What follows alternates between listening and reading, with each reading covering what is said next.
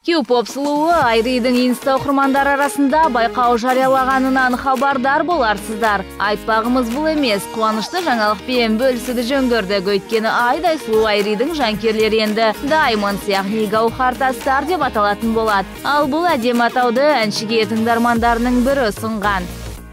Менің тыңдармандарым, оқырмандарым Инстаграм парақшамда білген шығар, мен пост салғанмын. Инстаграмда байқау жарияладым. Жалпы мен ең үздік фандом атауына үлкен ерекше сыйлық бар.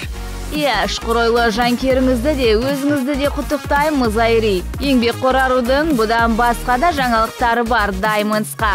Жаңалықтарым өте көп, себебі қазір мен бір өте танымал халықаралық ән байқауға қатысып жатырмын. Финалға өттім. Сондықтан көре жатарсыздар. Жалпы жаңа әндер жазылып жатыр. Жақында жаңа бейнебаян. Сәттілік, Айри, гауһартастар, сүйікті әншілеріңізден тың туындылар күтіңіздер.